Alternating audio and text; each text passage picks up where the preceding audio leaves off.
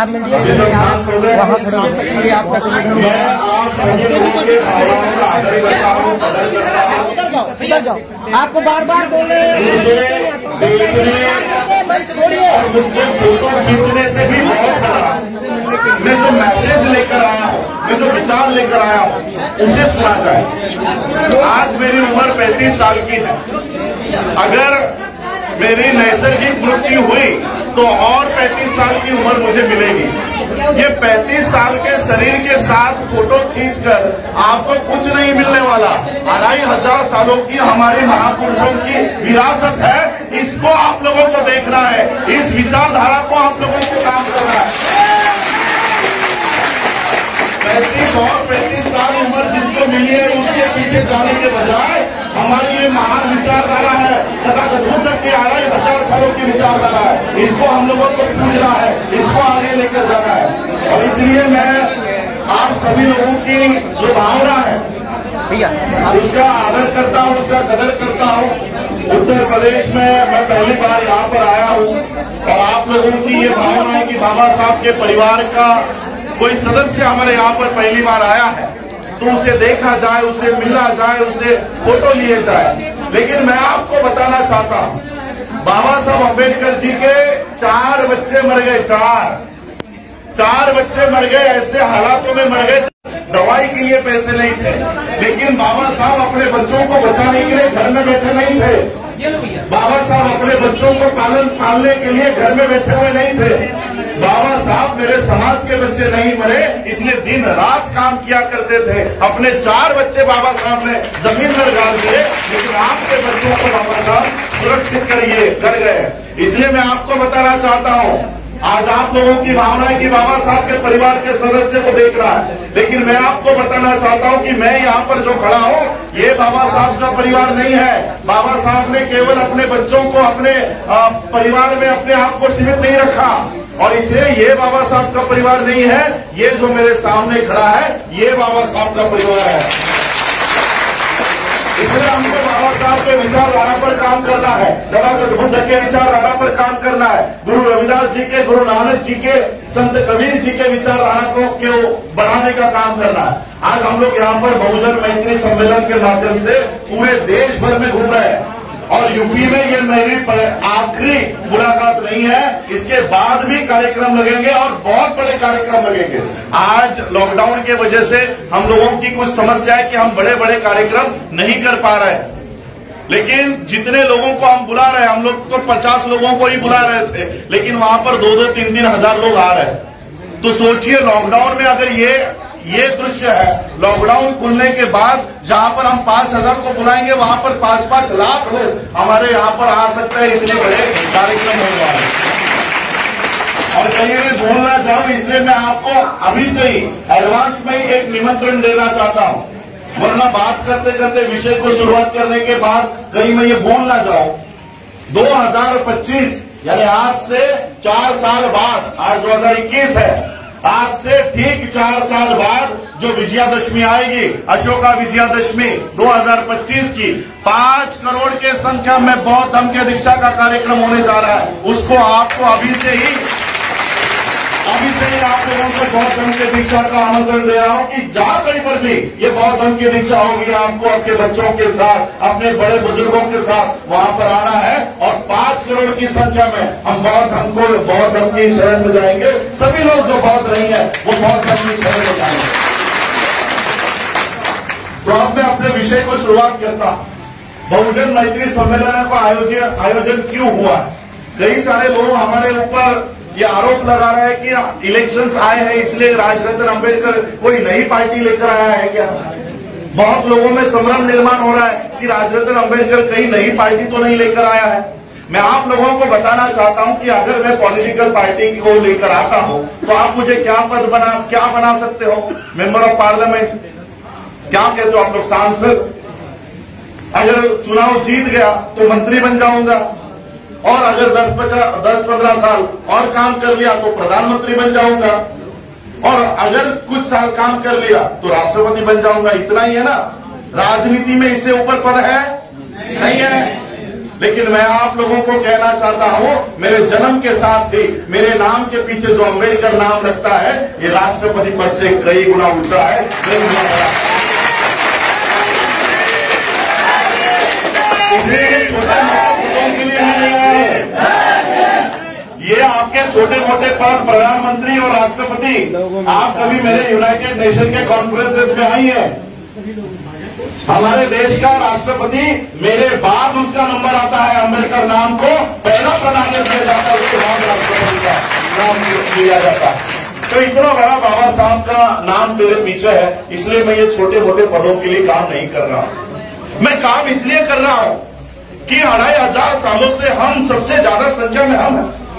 उत्तर प्रदेश में सबसे ज्यादा संख्या किसकी है? आप लोगों की है। लेकिन राज किसका है? आपकी। हम लोग इन जनरल कहते हैं कि हम लोग 85% है, कहते हैं ना 85% है, लेकिन 85% के ऊपर कितने परसेंट वाले लोग राज कर रहे हैं? अगर उसमें से बनिया हटा दिया जाए, बाकी के लोग क्षत्रिय राजपूत हटा दिए जाए, तो 3.5-4% वाले लोग आपके ऊपर 2500 सालों से राज करते आ रहे हैं। 2500 सालों से राज करते आ रहे हैं। 85% होने के बावजूद आप लोग उनके गुलाम बने हुए हो। क्यों बने हुए? अगर ये 85% एक हो गए तो ये 3.5% के लोग आपके ऊपर राज नहीं कर सकते। सत्ता परिवर्तन का काम जो लोग कर रहे हैं उन्हें करने दीजिए। हम सत्ता परिवर्तन का काम नहीं कर रहे, हम व्यवस्था परिवर्तन का काम कर रहे हैं। वरना सत्ता परिवर्तन की अगर आप बात करना चाहो तो इस वक्त सबसे पावरफुल लोग, सबसे शक्तिशाली वर्ग अगर कोई है तो शेड्यूल कास्ट के लोग हैं, आप है। सत्ता के मामले में इस देश में प्रधानमंत्री से ऊपर कौन सा पद होता है? राष्ट्रपति। किन लोगों का है वो? शेड्यूल कास्ट का है, आपका है ना। तो अगर राजनीतिक तौर पर देखा जाए तो सबसे शक्तिशाली वर्ग आप है। क्या आप मानते हो कि सबसे शक्तिशाली वर्ग आप है? मानते हो? इस देश का राष्ट्रपति अनुसूचित जाति का होने के बावजूद क्या अनुसूचित जाति के लोगों पर होने वाले अन्य अत्याचार कम हुए? नहीं हुए। इसका मतलब है कि व्यवस्था परिवर्तन की लड़ाई हमको पहले लड़नी होगी। सत्ता परिवर्तन व्यवस्था परिवर्तन के बिना अगर होता है तो वो सत्ता परिवर्तन किसी काम का नहीं है। हम देख रहे हैं कि राष्ट्रपति हमारा है, लेकिन व्यवस्था परिवर्तन नहीं हुआ, इसलिए उनका गुलाम बना बैठा। इसलिए हमारी लड़ाई बहुत बड़ी है। छोटे मोटे पार्टियों में हमारे जितने भी बहुजनों की हमारी पार्टी है, जितने भी हमारे बहुजनों के नेता है, वो हमारे लिए प्रिय है, वो हमारा ही लोग है। जो काम वो कर रहे हैं वो उन्हें करने दीजिए। हम जो काम कर रहे हैं ये उससे कई गुना बड़ा, कई गुना बड़ा। पॉलिटिकल पार्टी के झंडे आपके स्टेट तक मर्यादित है कि नहीं? आपके स्टेट तक मर्यादित, देश तक मर्यादित। ये जो पीछे ये जो झंडे लगे ना, ये झंडे, मैं यूनाइटेड नेशन के कॉन्फ्रेंसेस में जाता हूं, 125-150 देशों के प्रतिनिधि वहां पर आते हैं। आपके झंडे आपके स्टेट तक मर्यादित है, लेकिन ये अंतर्राष्ट्रीय झंडा है। अंतर्राष्ट्रीय झंडा हम लोग को पता हुआ। देश विदेशों में सबसे अगर किसी स्थान दिया जाता है तो इस फ्लैग को दिया जाता है। और इसलिए हम ये आज व्यवस्था परिवर्तन की लड़ाई के लिए उतरे हैं। और मैं यहां पर, हमारी महिलाएं यहां पर बैठी हूं।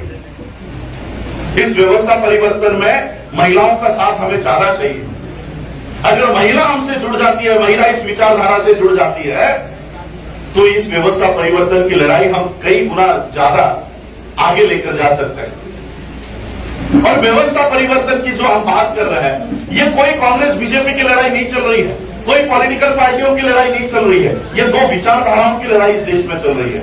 एक विचारधारा जो तथागत बुद्ध की है, एक विचारधारा जो गुरु रविदास जी की है, गुरु नानक जी की है, संत कबीर जी की है, डॉक्टर बाबा साहब अम्बेडकर जी की है, माननीय काशीराम जी की है। ये एक विचारधारा है कि जो समता के ऊपर आधारित है, जो इस देश में समानता चाहती है कि कोई ऊंच नहीं है, कोई नीच नहीं है, हम सब बराबर है। और एक विचारधारा सम्मुख पता है ना आपको, एक विचारधारा कि शूद्रों ने अगर पढ़ाई कर ली तो उनका धर्म भ्रष्ट हो जाता है। ये विचारधारा, ये दो ही विचारधारा इस देश में चल रही है, समता और असमानता। और आप लोग कौन से विचारधारा के लोग हो? समता की कि असमानता की? और इसलिए हम जितने भी लोग, जितने भी धर्म के लोग, जितने भी संगठन समता के विचारधारा पर है, उन सभी लोगों को एक करने के लिए आए, उन सभी लोगों में मैत्री निर्माण करने के लिए आए हैं। हम लोगों में सिर्फ बाबा साहब अम्बेडकर जी के नाम पर पूरे देश भर में 1 लाख से ज्यादा संगठन है। अम्बेडकर नाम के 1 लाख से ज्यादा संगठन देश में है। बुद्ध के नाम पे अलग है, गुरु रविदास जी के नाम पर अलग है। हम लोग 85% होने के बावजूद 3.5% वाले लोग हमारे ऊपर राज क्यों कर रहे हैं? क्योंकि हम बिखरे हुए हैं, जाति जाति में बिखरे हुए हैं, धर्मों में बिखरे हुए हैं, अब तो संगठनों में बिखरने लग गए। एक संगठन का व्यक्ति दूसरे संगठन को देखना नहीं चाहता, उसको जय भीम नहीं बोलता। हमारी लड़ाई कांग्रेस बीजेपी आरएसएस से है, लेकिन हम इधर एक दूसरे के ही दुश्मन बने बैठे हैं। और इसलिए इन सभी लोगों में मैत्री निर्माण करने के लिए हम घूम रहे हैं। बंते जी ने जो यहाँ पर सारी योजना बनाई है, ये ऐसे सभी लोगों के साथ, सभी जातियों के साथ, सभी धर्म के साथ जो समता को मानती है, उन सभी लोगों को इकट्ठा लाने का, 85% लोगों को इकट्ठा लाने का हम काम कर रहे हैं। बाबा साहब अम्बेडकर जी ने एक बात कही थी। बाबा साहब अम्बेडकर जी की ऐसी सभा चल रही थी, सभी लोग नेता वहां पर बाबा साहब के बगल में बैठे हुए थे। शेड्यूल कास्ट के थे, आदिवासी समाज के थे, ओबीसी थे, मुस्लिम थे, सभी थे। तो बाबा साहब ने अपने स्पीच में कहा, और उनके साथ एक ब्राह्मण भी बैठा हुआ था। बाबा साहब के साथ ब्राह्मण भी बाबा साहब के साथ थे। तो बाबा साहब ने जनता को उद्देश्य करके कहा, जनता को कहा कि इस तरह, जिस तरह स्टेज पर बैठे हुए हैं एससी, एसटी, ओबीसी और माइनॉरिटी के लोग अगर एक हो जाए, तो ये जो ब्राह्मण बैठा है ना यहाँ पर, ये ब्राह्मण आपके जूतों के फीतों को खोलने में गर्व महसूस करेगा।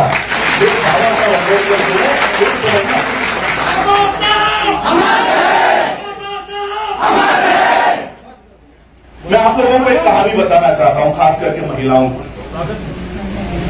आप बाबा साहब को मानते हो, तथागत बुद्ध को मानते हो, गुरु रविदास जी को मानते हो, कोई मान नहीं रहा है, किसको किया जाए? ठीक है, सब लोग सुन रहे हैं, सब लोग सुनेंगे, सब लोग सुन रहे हैं, सब लोग शांत है।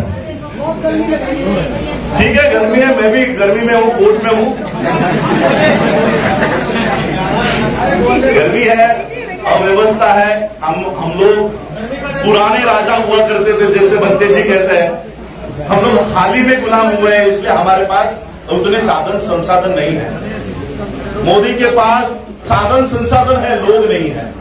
100-200 रुपए लेकर बुलाते हैं, वो सुनते भी नहीं है, पूर्ण निकल जाते हैं। हमारे पास लोग है, साधन संसाधन नहीं है, और इसलिए थोड़ी दिक्कतें होंगी। और हम लोग बारिश की वजह से इनऑल काम कर रहे हैं, लॉकडाउन की वजह से इनऑल काम कर रहे हैं, काफी दुविधाएं हैं हम लोगों के सामने भी। मैं आप लोगों को एक कहानी बताना चाहता हूं, क्यों हम लोग 2500 सालों से 85% होने के बावजूद हम गुलाम क्यों बने रहे। एक ब्राह्मण पुजारी का इंटरव्यू लेने के लिए एक अंग्रेज पत्रकार आया, और उस अंग्रेज पत्रकार ने उस ब्राह्मण पुजारी से पूछा कि किसी भी देश में जो गुलाम होते हैं, वो गुलाम कभी ना कभी गुलामी के खिलाफ आवाज उठाते हैं, क्रांति करते हैं। आप भारत के लोगों को 2500 सालों से आपने गुलाम बनाए रखा है, भारत के लोगों को 2500 सालों से गुलाम बनाए रखा है, तो क्या भारत के लोग आपके खिलाफ आवाज नहीं उठाते? क्या वो लोग गुलामी के खिलाफ क्रांति नहीं करते? तो उस ब्राह्मण पुजारी ने कहा, कौन? ये भारत के लोग, ये इस देश के लोग हमारे खिलाफ आवाज उठाएंगे? ये लोग बच्चा तो खुद पैदा कर सकते हैं, लेकिन हम बताए बिना अपने बच्चों को नाम नहीं रख सकते। ऐसे लोग हमारे खिलाफ आवाज उठाएंगे। ये घर कोठियां तो खुद बना सकते हैं, लेकिन हमने पूजा किए बगैर ये घर में पैर नहीं रख सकते। ये लोग क्या हमारे खिलाफ आवाज उठाएंगे? ये बात बाबा साहब ने पहचानी। 22 प्रतिज्ञा में बाबा साहब ने एक प्रतिज्ञा दी कि मैं ब्राह्मणों के हाथों से कोई पूजा नहीं करवाऊंगा, कोई कर्मकांड नहीं करवाऊंगा। बाबा साहब ने आपको उस गुलामी से बाहर निकाला, और इसलिए आज मैं यहाँ पर आया हूँ, इतने दूर से पूरे देश भर में मैं घूम रहा हूँ, देश विदेशों में आप लोगों की आवाज रख रहा हूँ।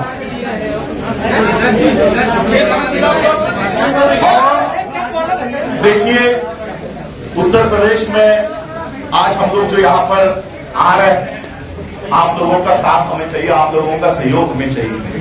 आप लोग अगर बाबा साहब की तथागत बुद्ध की ये जो विचारधारा को फॉलो करने वाले लोग हैं, अगर उस विचारधारा को अगर आप नहीं बढ़ाओगे और किसी और विचारधारा में समाविष्ट हो जाओगे, तो आप अपने आने वाले नस्लों को गुलाम बनाओगे।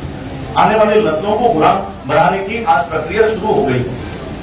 जो बातें तथागत बुद्ध ने बताई थी, जो बातें गुरु नानक जी ने कही, जो बातें गुरु रविदास जी ने कही, जो हमारे महापुरुष है, जो हमारे संत है, इन सभी लोगों के जो दो है, जो इनकी बातें हैं, बाबा साहब अम्बेडकर जी ने इन्हीं की बातों को संविधान में अंकित कर दिया। संविधान दूसरा तीसरा कुछ नहीं है, संविधान आपके महापुरुषों का आंदोलन है।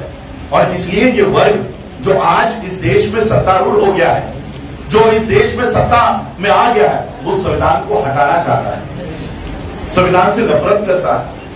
इस देश में संविधान को दिन दहाड़े संसद के सामने जलाया गया, लेकिन आज तक क्या इस देश के प्रधानमंत्री ने उसके कभी निंदा की है? कभी की?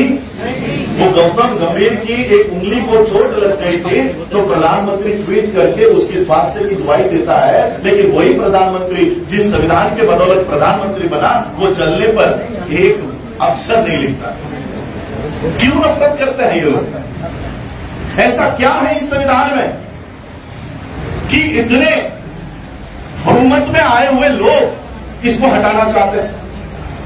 लॉकडाउन में हम सभी लोग घर में कैद थे, सभी लोग घर में कैद थे, सारा देश ठप पड़ा हुआ था, सारी यंत्रणाएं बंद थी। इस देश का संसद रात के 2 बजे तक काम कर रहा था। रात के 2 बजे तक काम करके इन्होंने क्या किया? किसानों के जमीनों को अडानी अंबानी के हवाले कर दिया। हमारी नौकरियां, जहां पर हमारे एयर इंडिया, रेलवे, बैंक में हमारे लोग काम करते थे, उसको बेच दिया। इंडियन ऑयल, बीपीसीएल, जहां पर हमारे लोग रिजर्वेशन का बेनिफिट लेकर बड़े बड़े पदों पर गए, अपने परिवारों को उन्होंने अच्छी व्यवस्था में लाया, ऐसे सारे यंत्रणाओं को इन्होंने इन 2 महीनों में बंद कर दिया, खत्म कर दिया। हमारे सामने बहुत बड़ा सवाल है कि इन 2 सालों में क्या संविधान रहेगा या नहीं रहेगा? रोज एक आप लोगों को लगता है ये कानून बना रहे हैं, किसानों का बिल बना दिया, न्यू एजुकेशन पॉलिसी बना दी, प्राइवेटाइजेशन का बिल बना दिया, बैंक को बेच दिया। आपको लगता होगा ये सारे कानून बना रहे हैं, ये कानून नहीं बना रहे हैं। ये रोज एक आर्टिकल जो संविधान में लिखा है उसे खत्म कर रहे हैं, नए नए आर्टिकल्स बनाकर बाबा साहब के दिए हुए संविधान को खत्म कर रहे हैं। क्यों? ऐसा क्या लिख कर गए हैं बाबा साहब कि इन लोगों को उससे दिक्कत होती है? संविधान लागू होने से पहले हम लोग कौन से कानून में जी रहे थे? मनुस्मृति में।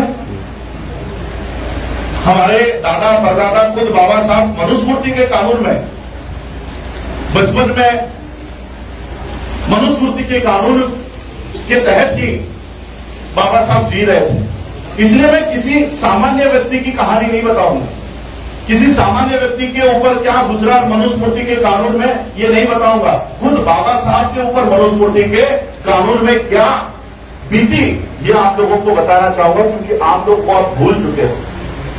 इसलिए हम लोग संविधान क्या है ये नहीं जानते, संविधान ने हमको क्या अधिकार दिया है ये हम नहीं जान रहे। इसलिए हमको कंपैरेटिव एनालिसिस करना होगा, तुलना करनी होगी कि मनुस्मृति के कानून में हमारे साथ क्या होता था और संविधान के कानून में क्या हो रहा है। ये अगर हम तुलना नहीं कर पाए तो हम संविधान को बचाने के लिए कभी आगे नहीं आ पाएंगे।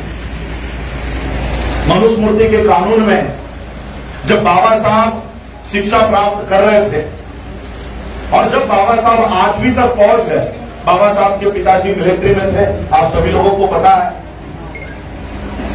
और बाबा साहब के पिताजी की पोस्टिंग अलग अलग गांवों में होती रहती थी। तो बाबा साहब के पिताजी को लगा कि बहुत महीने हो चुके हैं, मैंने अपने बच्चों को नहीं देखा, तो क्यों ना स्कूल की छुट्टियां अब लग गई है, तो क्यों ना बाबा साहब को बुलाया जाए, मेरे बेटे को बुलाया जाए, बाकी बच्चों को बुलाया जाए। इसलिए बाबा साहब के पिताजी ने खत लिखा और सभी बच्चों को बाबा साहब के पिताजी जहां रुके थे वहां बुला दिया। बाबा साहब के पिताजी ने खत में लिखा कि आप लोग जिस ट्रेन से आने वाले हो और कौन से तारीख को आने वाले हो वो टेलीग्राम करके मुझे पहले बता देना, ताकि मैं किसी को भेजकर आपको बुला दूं।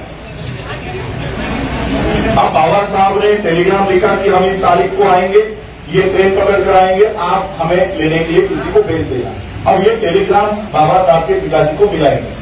बच्चे यहां से निकल गए, बाबा साहब के बड़े भाई, बाबा साहब के बहनों के बच्चे सभी ट्रेन में बैठकर निकल गए और जिस स्टेशन के लिए कहा गया था उस स्टेशन पे बाबा साहब उतरे।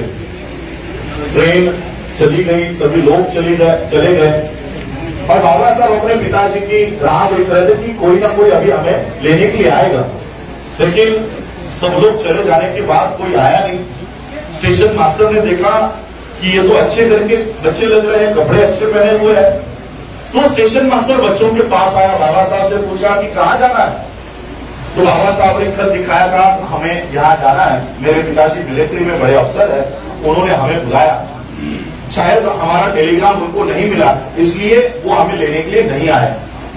तो उस स्टेशन मास्टर ने बगल में जो बैलगाड़ी वाला खड़ा था उसे बुलाया और कहा कि देखो ये बड़े अफसर के बच्चे हैं, इन्हें अपने पिता के यहाँ छोड़कर आओ। और फिर वो बैलगाड़ी वाले ने सभी बच्चों को बैलगाड़ी में बिठाया और वो बैलगाड़ी बाबा साहब के पिताजी जहाँ ठहरे हुए थे, जहाँ उनका हेडक्वार्टर था, वहां के लिए निकल पड़ी। अब ये बैलगाड़ी वाला बाबा साहब से और बच्चों से चर्चा करने लग गया, बात करने लग गया कि कौन से गांव से हो, नाम क्या है और तुम्हारी जाति क्या है। और जैसे ही जाति का पता चला उस बैलगाड़ी वाले ने बैलगाड़ी रोकी और सभी बच्चों को गालियां देकर नीचे उतार दिया कि कहा तुम तो अछूत हो, अछूतों के बच्चे मेरे बैलगाड़ी में कैसे बैठ गए। सबको गालियां देकर नीचे उतार दिया। बाबा साहब ने कहा कि ज्यादा पैसे ले लो लेकिन हमें हमारे पिताजी के यहाँ छोड़ दो। ज्यादा पैसे को लालच में बैलगाड़ी वाले ने कहा ठीक है, लेकिन तुम लोग अछूत हो इसलिए मेरे बैलगाड़ी में नहीं बैठ सकते, मेरे बैलगाड़ी के पीछे पीछे चलते चलते आओ। अब बाबा साहब को अपने पिताजी के पास जाना था, तो सभी बच्चे बैलगाड़ी के पीछे पीछे चलते चलते शुरू हो गए।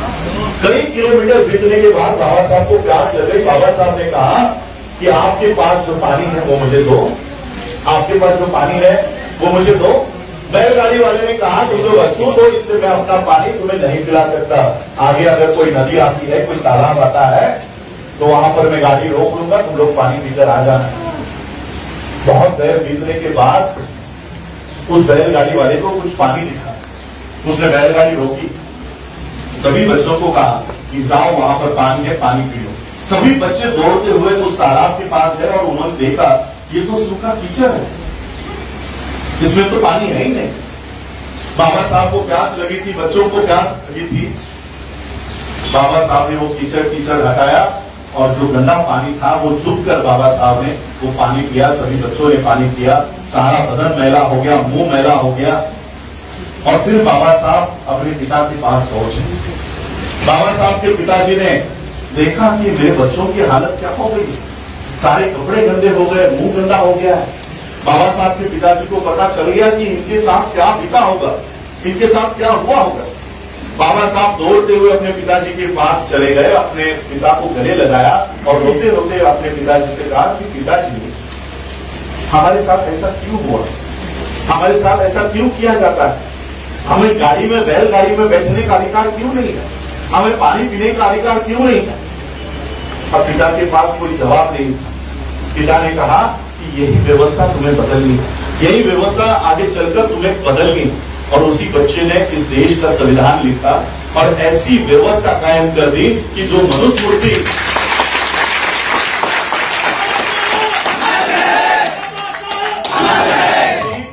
जिस मनुस्मृति के कानून के अनुसार बाबा साहब को कीचड़ का पानी पीने के लिए मजबूर कर दिया गया था, उन्हीं बाबा साहब अम्बेडकर जी ने ऐसा संविधान लिखा कि उनके संविधान के बदौलत आज हम बिस्लरी का पानी पी रहे हैं। जिस मनुस्मृति के कानून के अनुसार बाबा साहब को बैलगाड़ी में भी बैठने नहीं दिया गया था, आज बाबा साहब के संविधान की वजह से हम हवाई जहाज में बैठ रहे हैं, हवाई जहाज के एयरपोर्ट में नौकरियां कर रहे हैं। यह है मनुस्मृति और यह है बाबा साहब का संविधान। और इसलिए इस 2500 साल के मनुस्मृति को 70 साल के संविधान से तकलीफ हो रही है। कि जो व्यवस्था हमने कायम की थी बाबा साहब ने, वो पूरी व्यवस्था उलट दी। इसलिए ये जो लोग आज सत्ता में है वो संविधान से नफरत करते हैं और अपने मनुस्मृति को फिर से लागू करना चाहते हैं। देखो इसलिए आ गया, ये बाबा साहब की देन, ये बाबा साहब की देन है, बाबा साहब के संविधान की देन है। वरना आज भी ये हमको गुलाम बनाकर रखना चाहते हैं, हमारी सारी नौकरियां बंद कर रहे हैं। उन्हें पता है, देखिए आप लोगों ने इस सरकार की एक नई योजना सुनी होगी, स्वच्छता अभियान सुना है आप लोगों ने? स्वच्छता अभियान क्या है ये अभियान पता है आपको? ये कोई रास्तों पर का कूड़ा कचरा हटाने का कार्यक्रम नहीं है। रिजर्वेशन के माध्यम से class 1 officer, class 2 officer, class 3 officer जो आपके लोग बन गए हैं, ये उनको निकालने का कार्यक्रम है। ये है इनका असली स्वच्छता अभियान। सारे पदों से हमारे लोगों को निकाला जा रहा है और बिना किसी इंटरव्यू के, बिना किसी परीक्षा के अब ब्राह्मणों को आईएएस बनाया जा रहा है। 11 ब्राह्मणों के आईएएस चुने गए बिना किसी एग्जाम के, बिना किसी परीक्षा के। ये हुई, इसका निर्माण हुआ पूरे देश भर में, पूरे देश भर में 85,000 84,000 बुद्धिस्ट पिलर्स का निर्माण किया गया, स्तूपों का निर्माण किया। और जैसे ही हमारा राज चला गया, हमारा अधिकार चला गया, इन सारे 84,000 बौद्ध स्तूपों को इसका विद्रुपीकरण किया गया, इसको गिराया गया, इसको दफनाया गया। आपके साकेत में भी आप लोगों को पता है, समतलीकरण का जब काम चल रहा था तो यही स्तूप में निकलने का काम हो रहा था। तो ये सारे स्तूपों को गिराया गया। सम्राट अशोक का कार्यकाल था, तब हमारे धर्म को सुरक्षा, हम अपना जो धर्म था उसका पालन कर सकते थे, अपने न्याय बना सकते थे। आज भी इस देश में अगर हम गुरुद्वारा बना सकते हैं, चर्च बना सकते हैं, मदरसा बना सकते हैं, बौद्ध विहार बना सकते हैं, तो आज भी हमारे पास एक राजा का वरदान है और वो राजा यानी इस देश का संविधान। उस समय को हम सम्राट अशोक का कार्यकाल नहीं बचा सके। सम्राट अशोक का कार्यकाल चला गया, हमारा राजपाट सारा चला गया, हमारे विहार चले गए, हमारे प्रार्थना स्थल चले गए। आज भी सम्राट अशोक का जो राज है वो इस देश के संविधान के माध्यम से हमारे साथ है। और इसलिए इस देश का मुस्लिम हो, इस देश का सिख हो, इस देश का क्रिश्चियन हो, इस देश का बुद्धिस्ट हो, हम सभी लोगों को जो किताब हमको हमारा अधिकार देती है उसको बचाने का हमारा सबका कर्तव्य है। बहुजन मैत्री सम्मेलन का हमने आयोजन किया, बहुजन मैत्री सम्मेलन का आयोजन किया है। इसी के माध्यम से हम अकाल तख्त के चीफ से भी, उन्होंने भी हमारे साथ इस मोमेंट में साथ दिया है। मुस्लिम्स के सज्जाद नोमानी साहब, अब्दुल रहमानी साहब, इनके साथ में मिलता हूं। क्रिश्चियनों के पास्टर्स हो, बिशप्स हो साउथ में, उनके साथ में मिले हैं। जितने भी लोग, जितने भी धर्म के लोग, जितने भी धर्म के लोग इस देश में संविधान को मानते हैं, उन सभी लोगों को हम एक कर रहे हैं। वो हमें क्या कहते हैं पता है? हम तो कभी भी एक हो जाएंगे, हम तो कभी भी आपके बुलाने पर आ जाएंगे, आपके लोग जातियों में बैठे हुए हैं। क्या जवाब दें हम? आपके लोग एक नहीं है, आपके लोगों ने अलग अलग संगठनाएं बना रखी है। एक संगठन दूसरे संगठन को देखना नहीं चाहता, एक पार्टी दूसरे पार्टी को देखना नहीं चाहती। और इसलिए हमने ये कार्यक्रम निर्माण किया कि SC, ST, OBC के लोगों में जाएंगे। जितने भी संगठन है अपने संगठन वैसे ही रखिए। हम आपके संगठनों को ये नहीं कहेंगे कि बर्खास्त करो, लेकिन ये जो अलग अलग उंगलियां हैं, चाहे वो गुरु रविदास सभा हो, चाहे वो संत कबीर के मठ हो, चाहे वाल्मीकि सभाएं हो, चाहे हमारे बौद्ध विहार हो, हमारे सप्ताह सैनिक दल के लोग हो, भारतीय बौद्ध महासभा के लोग हो, ये अलग अलग उंगलियां जब एक हो जाएंगी तो ये मुट्ठी बन जाएंगी। बस इस मुट्ठी को बनाने का काम हम कर रहे हैं।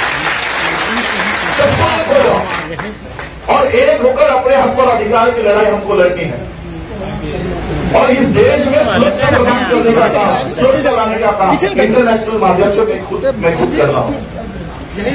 आप लोगों को लगता होगा मैं किसी पार्टी को लॉन्च करने वाला हूँ या किसी पॉलिटिकल इंटेंशन से घूम रहा हूँ, लेकिन मैं आप लोगों को बताना चाहता हूँ वर्ल्ड फेलोशिप ऑफ बुद्धिस्ट जो 128 देशों का संगठन है, मैं उसकी स्टैंडिंग कमेटी का सेक्रेटरी हूँ। इससे क्या आप लोग मुझे कर देना चाहते हैं? 128 देशों का नेतृत्व करता हूँ। वहां पर जापान में, वहां पर स्पीच होने के बाद मुझे वहां पर सेक्रेटरी पद पर चुना गया, लेकिन अब ये लॉकडाउन होने की वजह से हम बाहर नहीं जा पा रहे। पिछले 2 साल पहले पूछ लेना मोदी जी के किसी भी MP या MLA से, उनका विरोध हमने यहाँ नहीं किया, यूनाइटेड नेशन के न्यूयॉर्क के हेडक्वार्टर के गेट पर किया। वहां पर यूनाइटेड नेशन के गेट पर वहां पर किया।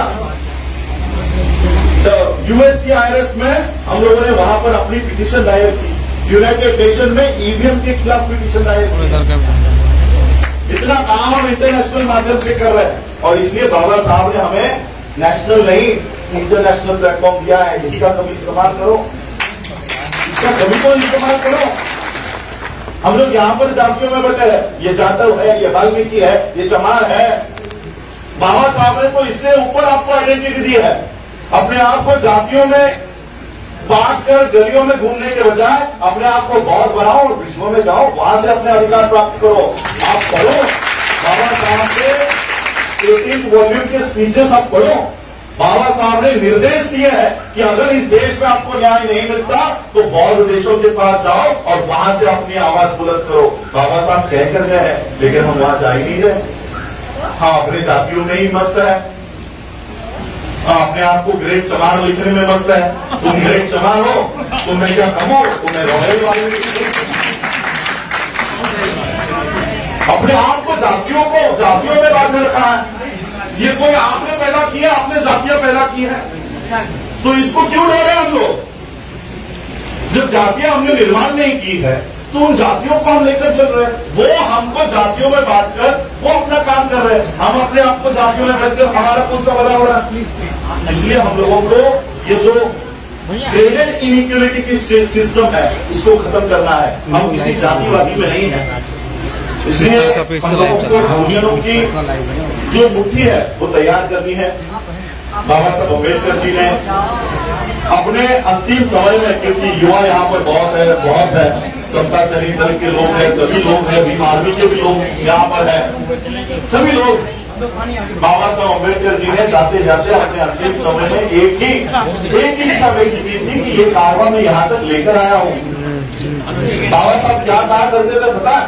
बाबा साहब के साथ बैरिस्टर्स थे, बाबा साहब के कार्यकर्ता, बाबा साहब के पदाधिकारी बैरिस्टर लोग थे, डॉक्टर थे, इंजीनियर थे, बड़े बड़े पदों पर काम करने वाले लोग थे। लेकिन फिर भी बाबा साहब क्या कहते थे पता है? मैं दूर दूर तक देखता हूं तो मुझे मेरा कारवां लेकर जाने वाले लोग दिखाई नहीं देते। इस देश का युवा जिनको मेरे आंदोलन की वजह से नौकरियां लग गई, शिक्षा प्राप्त करने का अधिकार मिल गया, वो अपने बीवी बच्चों में खुश है। मेरा आंदोलन चलाने के लिए आगे नहीं आ रहा, मेरा आंदोलन चलाने के लिए आगे नहीं आ रहा। क्या कहकर गए पता है आपके उत्तर प्रदेश में? बाबा साहब 18 मार्च 1956 को बाबा साहब हमको एक उपाधि लेकर गए। क्या उपाधि दी पता है? कि ये जो लोग हैं कि मेरे आंदोलन की वजह से ये पढ़ लिख गए, ये धोखेबाज है, ये मेरा काम नहीं कर रहे, ये धोखेबाज है। और इसलिए हम लोगों को उस उपाधि में से बाहर निकलना है। हमको बाबा साहब के आंदोलन के लिए तैयार होना है, बाबा साहब के संविधान को बचाने के मूवमेंट को आगे लेकर जाना है, बाबा साहब के धम्म के मूवमेंट को आगे लेकर जाना है। और इसलिए हम पूरे देश भर में बहुजनों को इकट्ठा लाने का काम कर रहे हैं। मैं आप लोगों से यही उम्मीद करूंगा, यही आशा करूंगा कि हम सभी लोग एक हो जाए और एक होकर अपने हक और अधिकार की लड़ाई हम सब लोग लड़े। इसलिए हम लोग यहाँ पर आए। पूरे उत्तर प्रदेश में 5 तारीख तक 4 तारीख तक दिन में 2 बड़े बड़े कार्यक्रम और कई सारी मीटिंग चल रही। दरअसल सुबह हम जब निकल जाते हैं तो लोगों को पता है कि आज ये कहाँ जाने वाले हैं। रास्तों के ऊपर हाईवे पर आकर सभी लोग बैठे हुए हैं और फिर गाड़ियां रोक कर वो हमारा स्वागत कर रहे हैं। इसलिए हमको 2-2 घंटा लेट हो रहा है। अब खाना खाने के लिए जिनके घर गए थे आपने दृश्य देखा, 10 मिनट का काम है खाना खाने का, वहां पर 1 घंटा लग जाता है। लोग इतने वहां पर आ रहे हैं, तो बहुत अच्छी यहाँ पर हम लोगों को रिस्पॉन्स मिल रहा है। और मैं आपको बताना चाहता हूँ, मैं आप लोग इतना फूल पहना रहे हो, माला पहना रहे हो, ठीक है, आप लोगों के भावनाओं का मैं कदर करता हूँ। ये एक बात पे ही कदर करता हूँ कि आप जो मेरा स्वागत कर रहे हो, ये मेरा स्वागत नहीं है, ये बाबा साहब का जो खून मेरे शरीर में दौड़ रहा है, ये उसका स्वागत है।